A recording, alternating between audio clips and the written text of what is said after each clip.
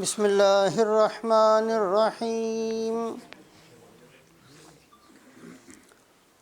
الحمد للہ نحمده ونستعینه ونستغفره ونؤمن به ونتوکل علیہ ونعوذ باللہ من شرور انفسنا ومن سیئات اعمالنا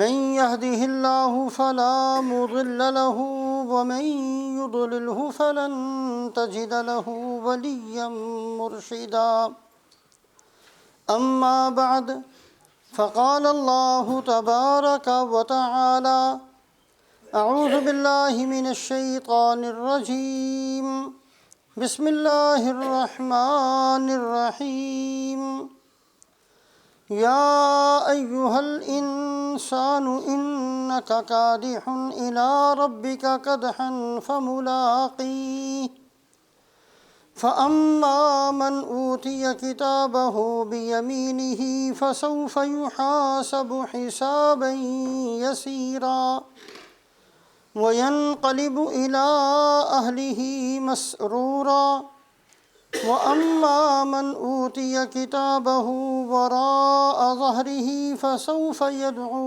ثُبُورًا وَيَصْلَى سَعِيرًا إِنَّهُ كَانَ فِي أَهْلِهِ مَسْرُورًا إِنَّهُ ظَنَّ أَن لَّن يَحُورَ بَلَىٰ إِنَّ رَبَّهُ كَانَ بِهِ بَصِيرًا وعن علي رضي الله تعالى عنه قال قال رسول الله صلى الله عليه وسلم ما منكم من أحد إلا وقد كتب مقعده من النار ومقعده من الجنة قالوا يا رسول الله أفلا نتكل على كتابنا وندع العمل قال اعملوا فكل ميسر لما خلق له أما من كان من أهل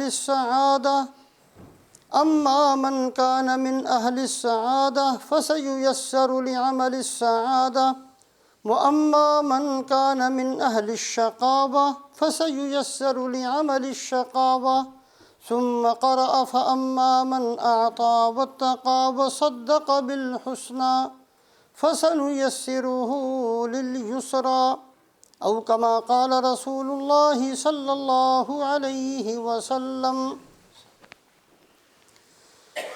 اللہ رب العزت نے اس دنیا کو اس انداز سے پیدا فرمایا ہے کہ اس دنیا کے اندر ہزاروں قسم کی مصیبتیں ہیں، ہزاروں قسم کی پریشانیاں ہیں، ہزاروں قسم کی بیماریاں ہیں، فسادات ہیں اور بہت ساری ناگواریاں اس دنیا کے اندر اللہ پاک نے رکھی ہیں۔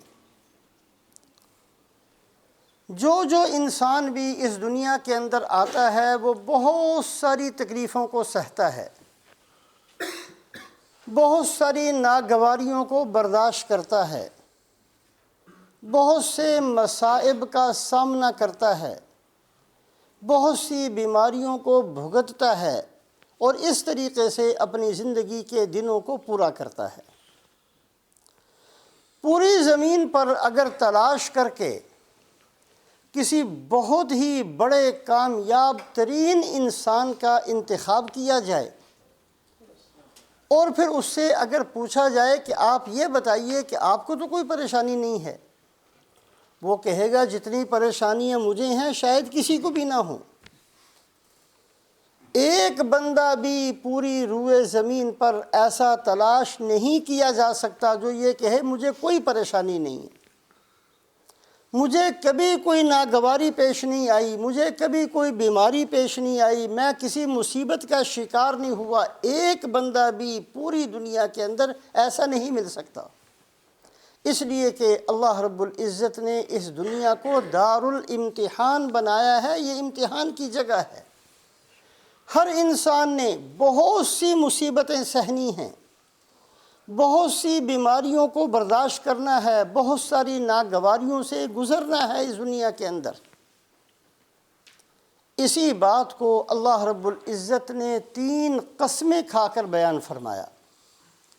لا اقسم بہذا البلد وانت حل بہذا البلد ووالد وما ولد لقد خلقنا الانسان فی کبد۔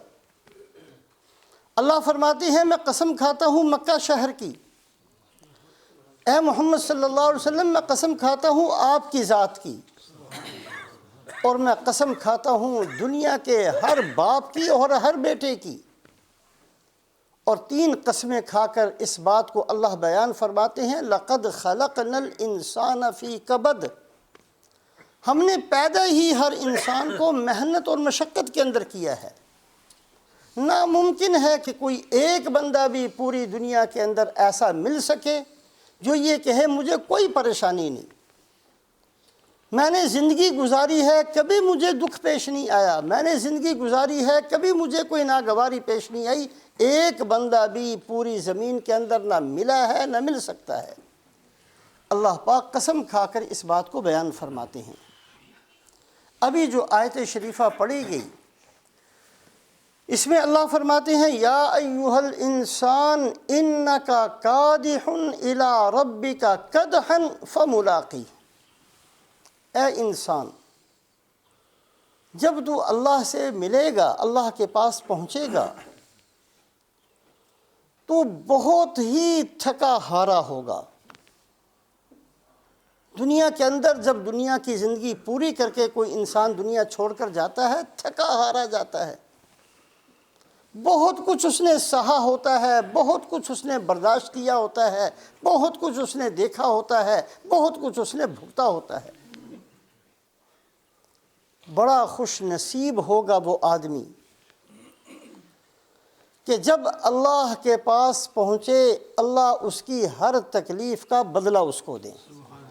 بدلہ تو پہنچنا سب نے ہے اور سب نے تھک ہار کر پہنچنا ہے، لیکن یہ انسان بہت خوش نصیب ہے کہ اللہ فرمائیں کہ تو نے بھوک پیاس برداشت کی تھی اس کا یہ بدلہ، تو نے فلانی بیماری برداشت کی تھی اس کا یہ بدلہ، تو نے فلانی ناگواری جھیلی تھی اس کا یہ بدلہ۔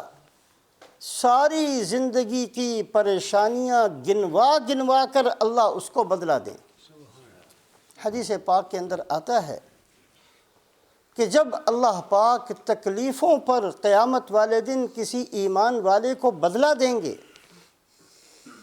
تو وہ ایمان والا تمنا کرے گا کہ کاش دنیا کے اندر میری کھال کو کینچیوں سے کاٹ دیا جاتا، جتنی تکلیفیں پہنچی تھیں تھوڑی پہنچی تھیں، مجھے کیا پتہ تھا اتنا کچھ ملنے والا ہے، کاش دنیا کے اندر میری کھال کو کینچیوں سے کاٹ دیتے لوگ، اتنی تکلیفیں پہنچتی، آج اللہ اس کا بدلہ دیتے۔ ہر بندے نے تھک کر دنیا چھوڑ کر جانا ہے، ہر بندے نے پریشانیاں جھیل کر دنیا سے جانا ہے، ہر بندے نے ناگواریاں سہ کر پھر اللہ کے پاس پہنچنا ہے۔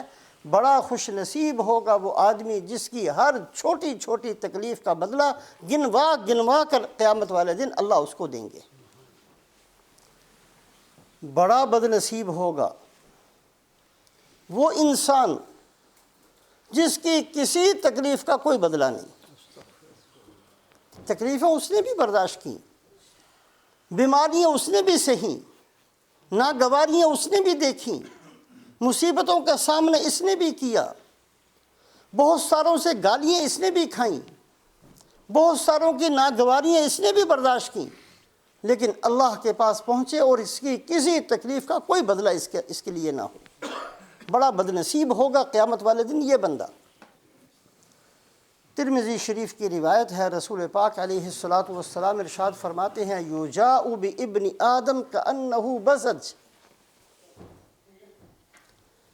ایک انسان کو اس حالت میں لایا جائے گا اللہ کے سامنے گویا کہ وہ بھیڑ کا بچہ ہے، بہت ہی کمزور، بہت ہی تواضع انکساری کی حالت میں، بہت ہی بری حالت کے اندر، یجاء بابن آدم کأنہ بزج،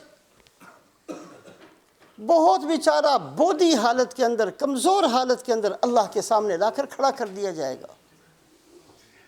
اللہ پاک اس سے فرمائیں گے اعطیتک وخولتک وانعمت علیک فما صنعت، میں نے تو تجھے بڑے احسانات اور بڑی نعمتیں دی تھیں، زندگی دی تھی، عقل دی تھی، سمجھ دی تھی، صحت دی تھی، بہت کچھ تمہیں دنیا کے اندر دیا تھا، کیا کر کے آئے ہو؟ وہ کہے گا اے اللہ بڑی تکلیفیں برداشت کی ہیں، جمعتہ وثمرتہ وترکتہ اکثر ما کان، اے اللہ ایک کے 2 بنائے، 2 کے 4 بنائے، 4 کے 10 بنائے، 10 کے 20 بنائے، میری کمر ٹوٹ گئی، میں تھک گیا، میں نے بہت محنت کی، بڑی مشقت اٹھائی، بڑی تکلیفیں برداشت کی،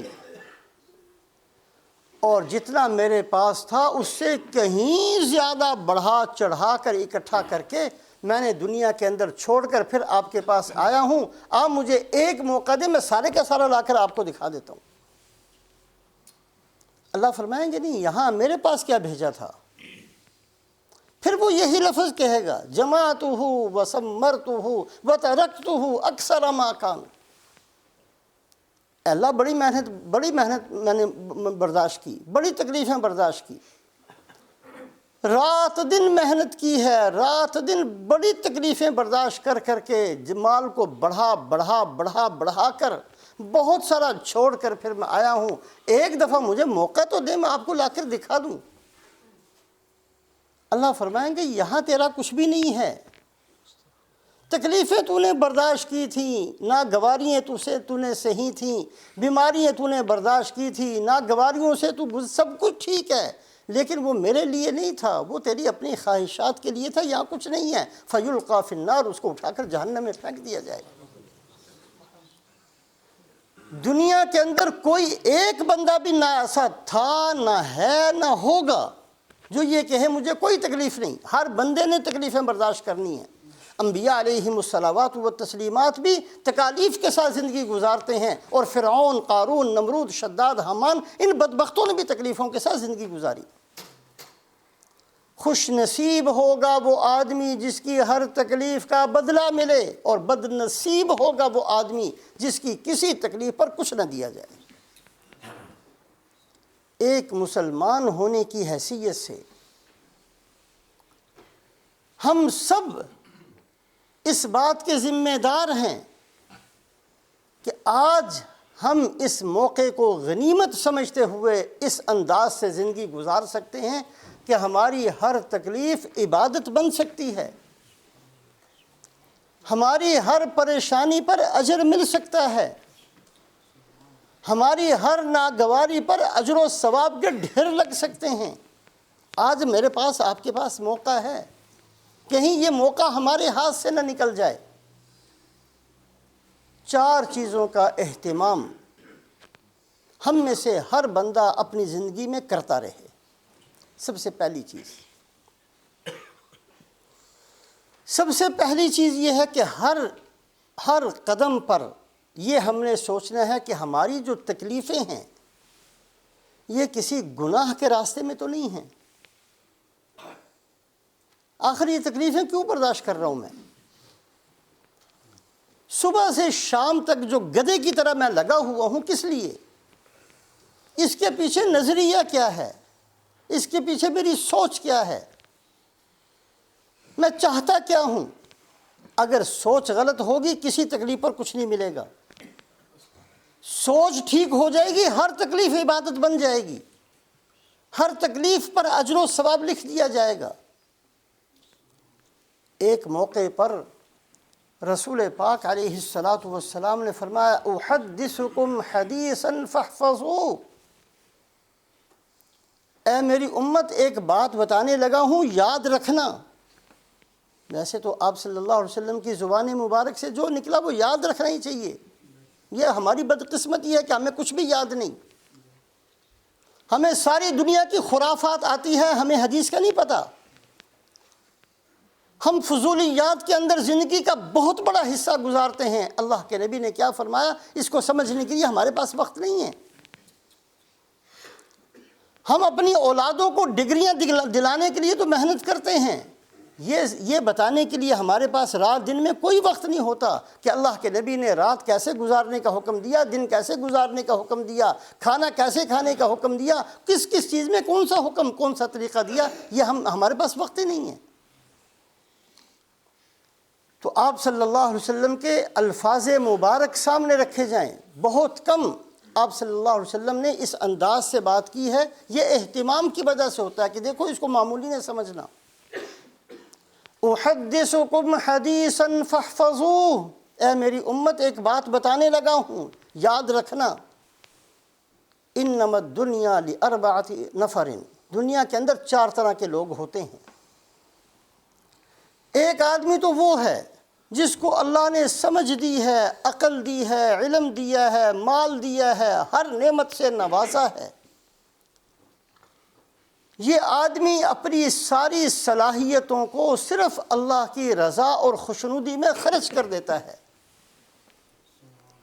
اللہ نے عقل دی ہے، اس کو استعمال کرتا ہے، اللہ نے سمجھ دی ہے، اس کو استعمال کرتا ہے اپنی آخرت کے بنانے میں اور اللہ کو راضی کرنے میں، اور اللہ کے نبی صلی اللہ علیہ وسلم کے اتباع کے اندر زندگی کی ہر نعمت کو یہ خرچ کرتا ہے۔ اللہ پاک قیامت والے دن اس کو سب سے اونچا درجہ دیں گے۔ دوسرا آدمی وہ ہے جس کو اللہ رب العزت نے مال تو نہیں دیا لیکن عقل اور سمجھ اور علم اللہ نے اس کو دیا ہے۔ وہ ہر وقت یہ سوچتا ہے کہ اگر میرے پاس بھی جتنا ہے وہ تو لگاتا ہے، لیکن اگر میرے پاس بھی مال ہوتا تو میں اللہ کا دیا ہوا مال ایسے ہی خرچ کرتا جیسے اس بندے نے خرچ کیا جس کو اللہ نے دین کی سمجھ دی۔ اس نے خرچ نہیں کیا لیکن اس کے باوجود اللہ اس کو خرچ کرنے والوں میں لکھ دیتے ہیں۔ اس نے صدقہ نہیں کیا، صدقے والوں میں نام لکھ دیا گیا۔ اس نے حج نہیں کیے، اللہ نے حاجیوں میں نام لکھ دیا۔ یہ عمرہ نہیں کر سکا، اللہ نے اس کے اندر جتنے اعمال خیر کے اندر یہ خرچ کرنے کی نیت کرتا رہا، اس کی نیت کی وجہ سے اللہ اس کا اجر و ثواب لکھتے رہے۔ تیسرا وہ آدمی ہے جس کو اللہ نے مال تو بہت دیا ہے لیکن عقل نہیں ہے، سمجھ نہیں ہے۔ یہ مال کو خرچ کرتا ہے صرف خواہشات کے اندر، حرام کاری کے اندر، بے حیائی کے کاموں کے اندر، اپنی نفسانی خواہشات کے اندر، صرف اس چیز کے اندر مال کو خرچ کرتا ہے کہ مجھے لوگ چودھری کہہ دیں، مجھے کوئی بڑا کہہ دیں، مجھے کوئی آدمی بڑا سمجھ لے، میری تعریف کر دے۔ ان چیزوں کے اندر وہ لگا رہتا ہے، ساری صلاحیتیں اس چیز کے اندر خرچ کرتا رہتا ہے۔ قیامت والے دن اللہ پاک اس کو جہنم کے سب سے نیچے والے درجے میں رکھیں گے۔ اور چوتھا وہ آدمی ہے جس کے پاس نہ عقل، نہ مال، نہ سمجھ، کچھ بھی نہیں، لیکن اس کی نیت یہ ہے کہ اگر میرے پاس بھی مال ہوتا میں بھی اپنی خواہشات ایسے ہی پوری کرتا جیسے اس نے کی تھی۔ میں بھی بے حیائی کے وہ سارے کام کر سکتا تھا جو اس نے کیے۔ میں بھی اس طریقے سے اپنی بڑائی کو ثابت کرتا جیسے اس نے کیا۔ اس کے پاس ہے کچھ نہیں، کر نہیں سکا، لیکن اس کی بری نیت کی وجہ سے اللہ پاک اس کا حشر بھی اسی کے ساتھ کر دیں گے۔ قیامت والے دن بڑا خوش نصیب ہوگا وہ آدمی جس کی ہر تکلیف کو گن گن کر اللہ پاک اجر و ثواب اور بدلہ اس کو دیں، اور بد نصیب ہوں گے وہ آدمی جن کی ساری تکلیفیں دنیا کے لیے شمار کر دی جائیں، جن کی پریشانیاں دنیا کے لیے شمار کر کے اللہ کہیں کہ میرے پاس کچھ نہیں ہے اس کا بدلہ۔ تو 4 چیزوں کا اہتمام ضروری ہے ایک مسلمان ہونے کی حیثیت سے، تاکہ ہماری ہر تکلیف پر ہمیں اجر و ثواب ملے۔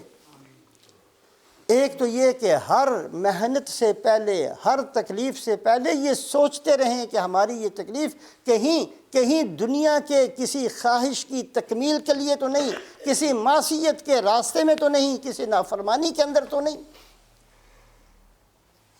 آج اگر کسی بھی دنیا کی جیل میں چلے جائیں، سینکڑوں آدمی ملیں گے تکلیفوں برداشت کر رہے ہیں، قید با مشقت جھیل رہے ہیں، گھر والوں سے علیحدگی میں بیٹھے ہوئے ہیں، کمروں میں بند کر دیے گئے ہیں، یہ ساری تکلیفیں ان کی کس لیے ہیں؟ خواہشات کی وجہ سے ہیں۔ کسی نے چوری کی، کسی نے ظلم کیا، کسی نے زیادتی کی، کسی نے بے حیائی کا کام کیا، کسی نے قتل کیا، یہ ساری تکلیفیں تو انہوں نے بھی برداشت کی ہیں، لیکن یہ تکلیفیں چونکہ اللہ کی رضا کے لیے نہیں تھیں، معصیت کے راستے میں تھیں، اس کا دنیا کے اندر بھی نقصان، آخرت میں بھی کوئی بدلہ نہیں۔ جن لوگوں نے تکلیفیں برداشت کی ہیں اللہ کی رضا کے لیے، اللہ پاک ایک ایک تکلیف کا بدلہ قیامت والے دن اس کو دیں گے۔ ایک تو ہم میں سے ہر آدمی اپنی زندگی کے اندر بار بار اس بات کو دیکھتا رہے کہ میری تکلیفیں ہیں کس لیے، میں جو محنت میں لگا ہوا ہوں میری نیت کیا ہے، میرا مقصود کیا ہے۔ اگر خدا نہ خواستہ ہم میں سے کسی کی نیت ٹھیک نہیں ہے، آج موقع ہے ہم اس کو ٹھیک کر سکتے ہیں۔ اگر نیت بڑا بننے کی ہے، اس نیت کو ختم کر سکتے ہیں۔ اگر نیت کسی گناہ کے اندر لگنے کی ہے، اس نیت کو ختم کر سکتے ہیں، بدل سکتے ہیں اپنی نیتوں کو، اپنی تکلیفوں کو نیکیاں بنا کر اپنے نامہ اعمال میں لکھوایا جا سکتا ہے، آج صرف اپنی نیت کو بدل دینے کی وجہ سے۔ ایک تو اس بات کا اہتمام ہم سب کریں کہ اس بات کو سوچتے رہیں کہ ہماری تکالیف کے پیچھے نظریہ کیا ہے، ہماری تکالیف کے پیچھے ہماری نیتیں کون سی ہیں۔ اگر نیتیں ٹھیک نہیں ہیں، نیتوں کو ٹھیک کریں۔ دوسری چیز، اللہ سے کبھی تکلیف مانگنی نہیں چاہیے۔ اگر کسی طرح کی بھی کوئی تکلیف آ جائے اس پر صبر کرنا، شور نہ مچانا، صبر کرنا، اس تکلیف کے باوجود اللہ پاک کے احکامات کو پورے کرتے چلے جانا۔ قیامت والے دن اللہ رب العزت ہر عمل کا بدلہ تول کر دیں گے، اور جب صبر کی باری آئے گی اللہ فرمائیں گے ترازو کو ہٹا دیا جائے، انما یوفی الصابرون اجرہم بغیر حساب۔ صبر کرنے والوں کو اللہ بغیر حساب کے بدلہ دیں گے۔ اور حدیث پاک میں اس کی تفسیر کے بغیر حساب کے کیا مطلب؟ اللہ بدلے کو بہا دیں گے، جیسے پانی بہا دیا جاتا ہے، پانی کا بند توڑ دیا جاتا ہے، جیسے پانی بہہ کر پہنچتا ہے، اس طریقے سے اللہ پاک صبر کرنے والوں کے کو اجر و ثواب اس طریقے سے بہا کر دیں گے۔ انما یوفی الصابرون اجرہم بغیر حساب۔ ایک عورت رسول پاک علیہ السلام کی خدمت میں حاضر ہوئی، یا رسول اللہ مجھے مرگی کا دورہ پڑتا ہے اور کبھی کبھی اس کی وجہ سے میرا سطر بھی کھل جاتا ہے، دعا فرما دیجئے اللہ پاک یہ بیماری ختم کر دیں۔ اللہ کے نبی صلی اللہ علیہ وسلم دعا فرما دیتے، اسی وقت ختم ہو جانی تھی۔ کیا فرمایا؟ فرمایا کہ اگر تو کہے میں دعا کروں گا تیری بیماری ختم ہو جائے گی، اگر تو چاہے تو اس پر صبر کر لے اور میں تجھ سے جنت کا وعدہ کرتا ہوں۔ دعا کی جا سکتی تھی، اور دعا کے بغیر بھی دعا کے ساتھ بھی جنت کا وعدہ کیا جا سکتا تھا۔ اللہ کا ایک نظام ہے، اللہ کے نبی سمجھاتے ہیں، اللہ کی طرف سے جو تکلیف آتی ہے، اللہ پاک اگر بندہ صبر کرتا ہے تو وہ بہت بڑی عبادت بن جاتی ہے۔ وہ تکلیف، کسی کو بیماری پہنچ گئی، اس نے صبر کیا، وہ بیماری وہ ہے تو بیماری لیکن اس کے لیے وہ عبادت ہے۔ ایک آدمی پر فقر آ گیا، مال کا نقصان ہو گیا، ہے تو یہ تکلیف لیکن اگر اس نے صبر کر لیا اللہ پاک یہ اس کے حق میں عبادت لکھ دیں گے۔ رسول پاک علیہ السلام نے فرمایا کہ اگر تو چاہے میں تیرے لیے دعا کرتا ہوں، تیری یہ بیماری ختم ہو جائے گی، اور اگر تو چاہے تو صبر کر لے اور میں تجھ سے جنت کا وعدہ کرتا ہوں۔ حضرت امام ابو حنیفہ رحمۃ اللہ علیہ کے ایک استاد ہیں، تابعین میں سے ہیں، حضرت عبداللہ ابن عباس رضی اللہ تعالیٰ عنہما کے پاس گئے، کہا کہ آج تمہیں ایک جنتی عورت دکھاتا ہوں، جنتی عورت، اور جا کر لے کر کے ایک جھونپڑی کے اندر ایک کالے سیاہ رنگ کی عورت، بوڑھی عورت بیٹھی ہوئی تھی۔ کیا یہ جنتی عورت ہے؟ یہی وہ عورت ہے جو اللہ کے نبی صلی اللہ علیہ وسلم کی خدمت میں حاضر ہوئی تھی اور جا کر کہا تھا کہ مجھے مرغی کیا دوڑا پڑتا ہے، دعا فرمائیے۔ اسی کو اللہ کے نبی نے فرمایا تھا صبر کر لے، میں تجھے جنت کا وعدہ کرتا ہوں۔ اس نے صبر کیا تھا اور یہ جنتی ہے، اللہ کے نبی کا وعدہ ہے اس کے ساتھ۔ ایک تو یہ دیکھتے رہنا کہ ہماری تکالیف ہیں کس لیے۔ جیسا شروع میں کیا، پوری دنیا کے اندر کوئی بندہ نہیں ہے جو یہ کہے کہ مجھے کوئی تکلیف نہیں۔ ہر بندے نے تکلیفیں سہنی ہیں، پریشانیوں سے گزرنا ہے، مصیبتوں کو دیکھنا ہے، بیماریوں کو جھیلنا ہے۔ ہر بندے کے ساتھ یہ سب کچھ ہے۔ بڑا خوش نصیب ہوگا جس کی ہر تکلیف کا بدلہ اللہ قیامت والے دن ادا کریں گے۔ بد نصیب ہوگا وہ آدمی جس کی ساری تکلیفیں رائے گاں چلی جائیں گی، جاؤ کچھ نہیں ملے گا اس میں، یہ تھی نہیں ہمارے لیے، یہ تھی تمہاری خواہشات کے لیے، یہ تھی حرام کاموں کے لیے، یہ تھی بڑا بننے کے لیے، یہ تھی اپنی خواہشات کی تکمیل کے لیے، ہمارے لیے اس میں سے کچھ نہیں تھا۔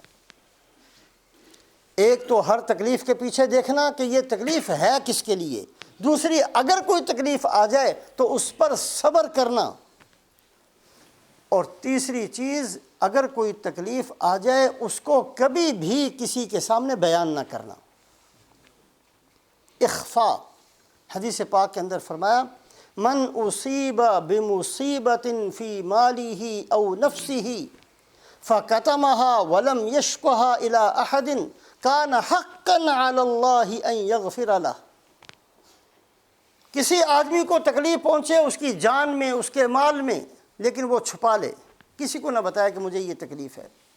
بیماری ہے، بیماری کو چھپا لے، مال گم ہو گیا ہے اس کو چھپا لے، کسی کا کوئی قرضہ چڑھ گیا اس کو، جو بھی ہے وہ کسی کے سامنے بیان نہ کرتا پھر، اپنا مسئلہ اپنے اللہ کے ساتھ رکھے اور اللہ کی دی ہوئی اس تکلیف کو چھپا کر رکھے، کسی کے سامنے بیان نہ کرے۔ اللہ فرماتے ہیں کہ میرے ذمہ ہے کہ میں اس کی بخشش کروں گا۔ چوتھی چیز، اگر کسی بندے کو تکلیف کوئی پہنچ جائے، اللہ سے راضی رہنا۔ کبھی کبھی دل کے اندر آتا ہے کہ اللہ کو میں ہی ملا تھا ان ساری تکلیفوں کے لیے۔ دنیا کے اندر کتنے لوگ ہیں اچھے خاصے صحت مند ہیں، ہٹے کٹے ہیں، مجھے بیمار کرنا تھا۔ دنیا کے اندر کتنے ہیں جس کو اللہ نے کیسی کیسی اولاد دی ہے، میں ایک ایسا ملا تھا جس کو اللہ پاک نے کچھ دیا ہی نہیں۔ کیسے نکمے نکمے لوگ ہیں، بڑا بڑا مال ان کے پاس ہے، میں اتنا سمجھدار، مجھے اللہ نے کچھ دیا ہی نہیں۔ اس طرح کی باتیں دماغ میں نہ آئیں۔ اللہ نے جس حالت میں رکھا ہے دل سے اس پر راضی رہے۔ حضرت صدیق اکبر رضی اللہ تعالیٰ عنہ کا واقعہ سامنے رکھا جائے۔ مکہ کے بہت بڑے مالداروں میں سے تھے، سارا مال خرچ کرتے رہے، کہیں حضرت بلال رضی اللہ تعالیٰ عنہ کو خرید کر آزاد کیا، کہیں عامر بن فہیرہ رضی اللہ تعالیٰ عنہ کو خرید کر آزاد کیا، کہیں آنے والے مہمانوں کی خدمت میں پیش کیا، کہیں رسول پاک علیہ السلام کے قدموں میں نشاور کیا۔ جتنا مال تھا وہ سارے کا سارا جب خرچ ہو گیا، ایک کمبل لپیٹ کر اور اس کو سینے کے لیے بھی کچھ نہیں، ببول کے کانٹے اس کے اندر لگائے ہوئے، اس حالت میں آپ کی مجلس میں بیٹھے ہوئے تھے۔ حضرت جبرائیل علیہ السلام تشریف لائے۔ یا رسول اللہ، صدیق اکبر تو بڑے مالدار تھے۔ فرمایا ہاں، اس کا سارا مال میرے لیے اور مسلمانوں کے لیے ختم ہو گیا۔ فرمایا کہ اللہ نے ان کو سلام بھیجا ہے، اور اللہ پاک پوچھتے ہیں کہ صدیق سے پوچھ کر آؤ کہ یا مجھ سے راضی ہیں، یہ مجھ سے راضی ہیں۔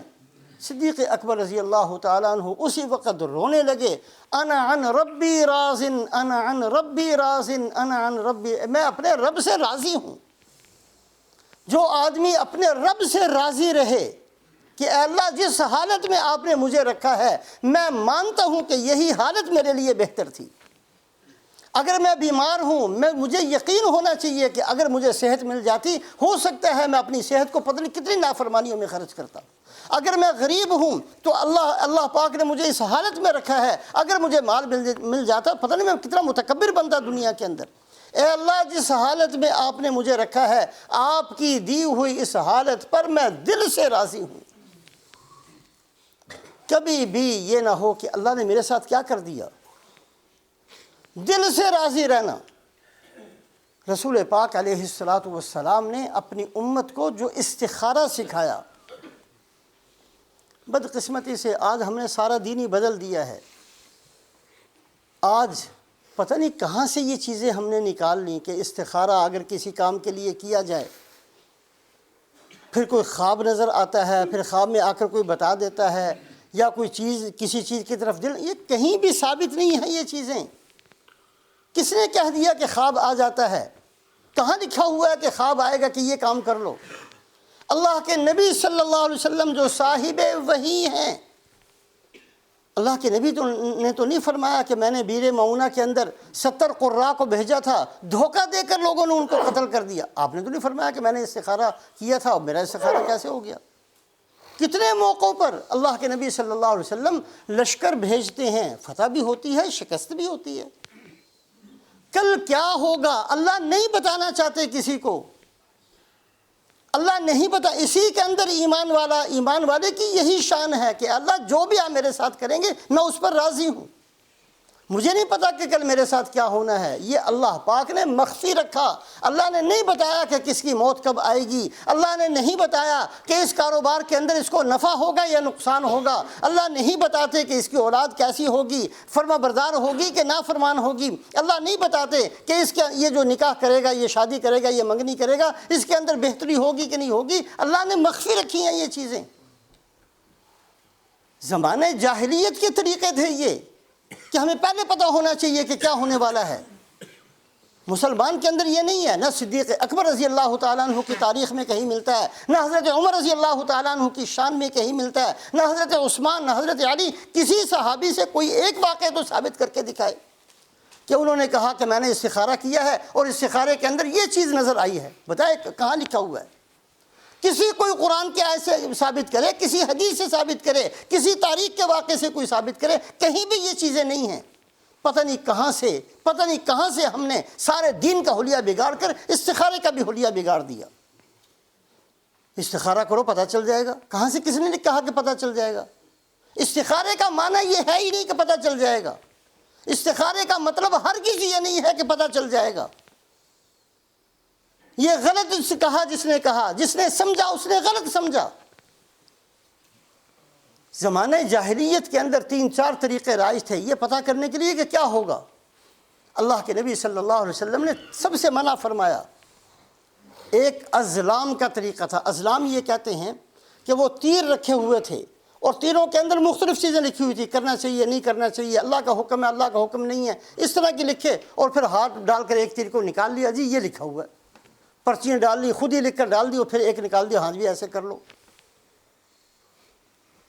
انما الخمر والمیسر والانصاب والازلام رجس من عمل الشیطان، یہ اللہ نے بتایا کہ جیسے شراب، جیسے جوا، یہ گندی چیزیں ہیں، ایسے ہی ازلام، یہ جو تیر تم نے بنا لیے ہیں جس سے تم یہ ثابت کرنا چاہتے ہو کہ کل کیا ہوگا، خود ہی ان پر لکھ لیتے ہو اور خود ہی لکھ کر جو ہے اس کو نیچے ڈال دیتے ہو، کارڈ لکھ لیے اور لکھنے کے بعد یہ کارڈ نکال دیتے یہ ہوگا۔ یہ جو تم طریقہ کرتے ہو یہ شیطان کا طریقہ ہے۔ اللہ کا قرآن کہتا ہے یہ شیطانی طریقہ ہے، چھوڑ دو اس کو۔ دوسرا طریقہ تھا، کچھ بے حیا بیٹھ جاتے تھے، جی ہم بتا سکتے ہیں کل کیا ہوگا۔ اس کو کاہن بھی کہتے تھے، اس کو عراف بھی کہتے تھے۔ حدیث پاک کے اندر فرمایا من سأل عرافا، جس نے کسی کاہن کے پاس جا کر سوال کیا، صرف پوچھا کوئی مسئلہ کہ بتایا جی میرے ساتھ کیا ہونے والا ہے، پوچھا، صرف پوچھا، اللہ کے نبی فرماتے ہیں اس کی 40 دن کی نمازیں ضائع ہو جائیں گی۔ 40 دن کی نمازیں ضائع ہو جائیں گی صرف پوچھنے سے۔ اور دوسری حدیث پاک کے اندر فرمایا کہ جو آدمی کسی عراف، کسی کاہن کے پاس گیا اور پھر جو اس نے جواب دیا فصدقہ، اس کو سچا مان لیا، فقد بریء مما نزل علی محمد صلی اللہ علیہ وسلم، وہ اس دین سے نکل گیا ہے جو دین اللہ نے حضرت محمد صلی اللہ علیہ وسلم پر اتارا۔ کیا تعلق رہ گیا اس کا اس دین کے ساتھ؟ اللہ کے نبی صلی اللہ علیہ وسلم تو آخرت کی باتیں بتاتے ہیں۔ اللہ کے نبی صلی اللہ علیہ وسلم جو دین لے کر آئے ہیں اس میں شک والی باتیں نہیں ہوتی، ہو بھی سکتا ہے نہیں بھی ہو سکتا، یہ چیزیں نہیں ہوتی۔ اللہ کے نبی صلی اللہ علیہ وسلم جو فرماتے ہیں وہ پتھر پر لکیر فرماتے ہیں، جو فرماتے ہیں وہ اس طریقے سے ہی ہوگا جیسے اللہ کے نبی نے فرمایا، جس وقت جو کہا اسی طریقے سے ہوگا۔ ان چیزوں کے بارے میں قطعاً اللہ کے نبی صلی اللہ علیہ وسلم نے نہیں بتایا کل کیا ہوگا، یہ کرو تمہیں پتہ چل جائے گا کل کیا ہوگا، نہیں بتایا۔ اللہ کی حکمتیں ہیں، مصلحتیں ہیں، اللہ مخفی رکھتے ہیں ان چیزوں کو۔ ایک طریقہ تھا، نجومیوں کے پاس لوگ جاتے تھے۔ اللہ کے نبی صلی اللہ علیہ وسلم فرماتے ہیں کہ جس آدمی نے علم نجوم اس لیے سیکھا کہ وہ لوگوں کو یہ بتا سکے کہ اس وقت ستارہ کہاں ہے اور ستارے سے کیا ثابت ہوتا ہے، اس نے علم نجوم نہیں سیکھا، اس نے جادو سیکھا، اور جو جادو کرنے والا ہے وہ کفر تک پہنچ جاتا ہے۔ اللہ کے نبی صلی اللہ علیہ وسلم نے کوئی طریقہ ایسا نہیں بتایا۔ استخارہ ہے کیا؟ استخارہ کہتے کس کو ہیں؟ استخارہ کرنا کیا ہے؟ یہ بخاری شریف کی روایت ہے جو میں ابھی بتانے لگا ہوں، اس کا طریقہ۔ رسول پاک علیہ الصلوۃ والسلام فرماتے ہیں اذا ہم احدکم، تب تم میں کوئی مسئلہ پیش آ جائے، کیا کرو؟ 2 رکعت نماز پڑھو۔ 2 رکعت نماز پڑھنے کے بعد پھر دعا مانگو۔ دعا کے الفاظ اللہم انی استخیرک بعلمک وَأَسْتَقْدِرُكَ بِقُدْرَتِكَ وَأَسْأَلُكَ مِنْ فَضْلِكَ الْعَظِيمِ فَإِنَّكَ تَقْدِرُ وَلَا أَقْدِرُ وَتَعْلَمُ وَلَا أَعْلَمُ وَأَنْتَ عَلَّامُ الْغُيُوبِ۔ اے اللہ میں خیر طلب کرتا ہوں، استخارہ کا معنی خیر طلب کرنا۔ اے اللہ میں خیر طلب کرتا ہوں، اور اے اللہ میں آپ کی قدرت جو ہے اس کی وجہ سے سوال کرتا ہوں، آپ کے بہت بڑے فضل سے میں یہ سوال کرتا ہوں۔ آپ قدرت رکھتے ہیں، میرے پاس کوئی قدرت نہیں ہے، آپ جاننے والے ہیں، میں بالکل میرے پاس کوئی علم نہیں ہے۔ اور اس کے بعد کیا؟ اللہم ان کنت تعلم ان ھذا الامر خیر لی فی دینی ومعاشی وعاقبت امری فاقدرہ لی ویسرہ لی ثم بارک لی فیہ۔ اے اللہ آپ جانتے ہیں یہ جو میرے سامنے مسئلہ پیش آیا ہے، اگر تو میرے لیے بہتر ہے، یہ بہتر ہے کہ نہیں مجھے نہیں پتا، آپ جانتے ہیں، اگر یہ میرے لیے بہتر ہے تو اس کو میرے لیے مقدر فرما دے، پھر اس کے اندر میرے لیے آسانی پیدا فرما دے، اور پھر میرے لیے اس میں برکت پیدا فرما دے۔ بس یہ ہے استخارہ۔ اے اللہ یہ جو کام میں کرنا چاہتا ہوں، میرے سامنے جو مسئلہ پیش آیا ہے، مجھے نہیں پتا کہ اس کے اندر کیا ہے، اے اللہ میں آپ سے سوال کرتا ہوں آپ کے علم کی وجہ سے کہ یہ کام اگر میرے لیے بہتر ہے، اس کو میرے لیے مقدر فرما، اس کے اندر میرے لیے آسانی پیدا فرما، اور اس کے اندر میرے لیے برکت پیدا فرما۔ وَإِن كُنْتَ تَعْلَمُ أَنَّ هَذَا الْأَمْرَ شَرٌّ لِّي فِي دِينِي وَمَعَاشِي وَعَاقِبَةِ أَمْرِي فَاصْرِفْهُ عَنِّي وَاصْرِفْنِي عَنْهُ۔ اور اے اللہ اگر آپ یہ جانتے ہیں کہ یہ مسئلہ میرے لیے بہتر نہیں ہے، تو اے اللہ پھر اس کو مجھ سے دور کر دے، مجھے اس سے دور کر دے۔ اور اس کے بعد فقدر لی الخیر حیث کان، پھر جو بھی میرے لیے بہتر ہے وہ مقدر فرما دے، یہ بہتر نہیں ہے تو جو بہتر ہے وہ میرے لیے مقدر فرما دے۔ اور اس کے بعد لفظ کیا؟ ثم ارضنی بہ، اے اللہ پھر تو مجھے میرے دل کے اندر راضی رہنا پیدا کر دے کہ میں آپ کے ہر معاملے پر راضی رہوں۔ یہ ہے استخارہ، بس اس کے علاوہ کچھ نہیں ہے۔ یہ سمجھنا کہ بعد میں خواب آئے گا، یہ سمجھنا کہ کوئی آ کر بتائے گا، یہ خود ساختہ چیزیں ہیں، یہ کسی حدیث سے ثابت نہیں ہے۔ جو کہتا ہے کہ میں بتا سکتا ہوں وہ جھوٹ بولتا ہے، وہ اللہ پر جھوٹ بولتا ہے، اللہ کے نبی پر جھوٹ بولتا ہے، کوئی نہیں بتا سکتا۔ اور جس نے تصدیق کر لی کہ ہاں اس نے سچا بتایا، وہ تو دین سے نکل جاتا ہے جو دین حضرت محمد صلی اللہ علیہ وسلم لے کر آئے ہیں۔ اپنے ایمانوں کی حفاظت کرنا سیکھیں۔ کہاں سے کہاں پہنچ گئے ہم لوگ۔ ہر بندے نے تکلیفوں کو برداشت کرنا ہے، قیامت والے دن بڑا خوش نصیب ہوگا جس کی ہر تکلیف پر اجر و ثواب ملے گا۔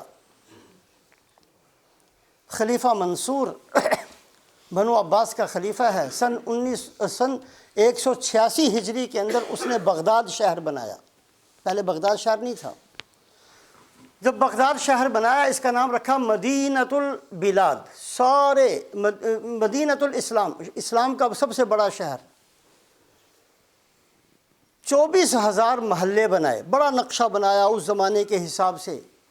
ہر محلے کے اندر مسجد، ہر محلے کے اندر مدرسہ، ہر محلے کے اندر ہسپتال، ہر محلے کے اندر حمام، ہر محلے کے اندر دجلہ کا پانی پہنچایا، درمیان میں بادشاہ کا محل بنایا گیا۔ جب یہ سب کچھ بنا رہے تھے اور بڑے بڑے کاریگر لوگ سارے کے سارے اکٹھے تھے، نجومی بھی آئے، منصور سے کہنے لگے کہ جس طریقے سے ہم کہیں اس طریقے سے بناؤ، جب ہم کہیں مسجد بناؤ اس وقت مسجد بناؤ، جب ہم کہیں مدرسہ بناؤ اس وقت مدرسہ بناؤ، جب ہم کہیں سڑک بناؤ اس ہمارے حساب کتاب سے بناؤ۔ اگر ہمارے حساب کتاب سے تم نے یہ بغداد کو بنا دیا تو پھر ہم تمہیں گارنٹی دیتے ہیں کہ کوئی خلیفہ بغداد کے اندر نہیں مرے گا، بادشاہ جو ہوگا وہ اس کی موت بغداد کے اندر نہیں آئے گی۔ انہوں نے سوچا کہ یہ تو اچھی بات ہے، ہم باہر جائیں گے ہی نہیں، اندر ہی رہیں گے، مریں گے ہی نہیں۔ اب وہ ان کے حساب سے بغداد کو بنایا گیا۔ اتفاقی طور پر منصور کو باہر جانا پڑا، وہ باہر جا کے مر گیا۔ اس کے بعد خلیفہ آیا مہدی، اس کا انتقال بھی کسی وجہ سے بغداد سے باہر نکلا، باہر اس کی موت آئی۔ ہادی، اس کی موت بھی باہر آئی۔ ہارون رشید، اس کی موت بھی باہر آئی۔ امین الرشید، اس کی موت بھی باہر۔ مامون الرشید، اس کی موت بھی۔ چھ بادشاہ سب کے سب بغداد سے باہر مرے۔ 86 سال تک علم نجوم والوں نے کہا دیکھو ہمارا علم، لوگوں نے علم نجوم پڑھنا شروع کیا اور بڑا اس کا بہت شیوع ہو گیا، بہت لوگ اس کے اندر لگ گئے۔ لیکن اس کے بعد جو خلیفہ ہے سارے کے سارے بغداد میں مرے۔ ایک وہم ہوتا ہے، ایک اللہ کی طرف سے، کبھی تکا لگ گیا کبھی نہیں لگا۔ حضرت موسیٰ علیہ السلام ابھی پیدا نہیں ہوئے، پہلے سے نجومیوں نے کہا فرعون کو ایک بچہ پیدا ہوگا جو تیری سلطنت کو ختم کر دے گا، اچھا قتل کر دو، جو بچہ پیدا ہو سر اڑا دو۔ حمل ضائع کیے گئے، بچے پیدا ہونے والے قتل ہوئے۔ پھر قانون بدل دیا گیا، جس سال میں 1 سال پیدا ہونے والے بچوں کو قتل کیا جائے، 1 سال بچوں کو چھوڑ دیا جائے۔ اللہ نے اس سال میں موسیٰ علیہ السلام کو پیدا کیا جس سال بچوں کو قتل کیا جاتا ہے۔ پھر اللہ نے پیدا کر کے فرعون کے دربار میں 30 سال تک رکھا۔ سارے نجومی موجود ہیں۔ جو نجومی پیدا ہونے سے پہلے تو بتا سکتے تھے کہ ایک بچہ پیدا ہوگا، لیکن وہ بچہ سامنے ہے، سامنے۔ اس کا بچپن محل کے اندر، اس کی جوانی محل کے اندر، اس کا ہر چیز کے اوپر انکار کرنا اور فرعون کو کہنا کہ یہ غلط ہے، یہ غلط ہے، یہ غلط ہے، اور بار بار فرعون کہتا تھا کہ یہ وہ بچہ تو نہیں ہے۔ نجومیوں سے پوچھا وہ جس بچے کو تم نے کہا تھا وہ یہی تو نہیں کہیں؟ نہیں جی نہیں، یہ نہیں ہے۔ جن نجومیوں نے ہزاروں کو قتل کروا دیا، ان اندھوں کو پتہ نہیں چلا کہ وہ بچہ اسی دربار کے اندر موجود ہے۔ اس طرح کا تک ہوتا ہے۔ اللہ کے نبی صلی اللہ علیہ وسلم جو دین لے کر آتے ہیں اس میں تک بندی نہیں ہوتی، وہ حقیقت ہوتی ہے۔ جو اللہ فرماتے ہیں وہ سچ فرماتے ہیں، جو اللہ کے نبی فرماتے ہیں وہ سچ فرماتے ہیں۔ اللہ سے راضی رہنا، اللہ سے راضی رہنا، اس کو ہر ایمان والے نے سیکھنا ہے۔ اللہ پاک جس حالت میں مجھے رکھتے ہیں، اے اللہ میں اس میں راضی ہوں۔ دل سے، دل کے اندر یہ بات ہو کہ اے اللہ میں آپ کی تقدیر پر راضی ہوں، میں آپ کے فیصلوں پر راضی ہوں۔ حضور رسول پاک علیہ السلام فرماتے ہیں جو آدمی صبح اٹھ کر یہ دعا پڑھ لیا کرے، رضیت باللہ ربا وبالاسلام دینا وبمحمد صلی اللہ علیہ وسلم رسولا ونبیا، اے اللہ میں آپ کے رب ہونے پر راضی ہوں، آپ میرے رب ہیں۔ رب کا معنی یہ ہے کہ آپ نے جس حالت میں مجھے پیدا کیا وہ حالت میرے لیے بہتر، جس زمانے میں پیدا کیا وہ زمانہ میرے لیے بہتر، جس گھر میں آپ نے مجھے پیدا کیا وہ گھر میرے لیے بہتر، اور جس حالت میں مجھے رکھا وہ حالت میرے لیے بہتر، فقر میں رکھا فقر میرے لیے بہتر، بیماری میں رکھا بیماری میرے لیے بہتر۔ جس حالت میں اے اللہ آپ مجھے رکھیں گے، میں نے آپ کو رب مانا ہے، میں آپ کے رب ہونے پر راضی ہوں۔ وبالاسلام دینا، اور اے اللہ جو دین آپ نے مجھے دیا ہے اس کے دین کو، اس کو قبول کرنے پر راضی ہوں۔ جو احکامات دین کے اندر ہیں وہ ایسے ہی ہونے چاہیے تھے، وہی میرے لیے بہتر ہے، اسی میں میرے لیے نجات ہے، اسی میں میرے لیے کامیابی ہے، اسی میں میرے لیے آپ کی رضا ہے، وہی میرے لیے بہتر ہے۔ مجھے اور کسی طریقے کا کوئی طریقہ نہیں چاہیے، مجھے آپ کا دیا ہوا دین وہی میرے لیے بہتر ہے۔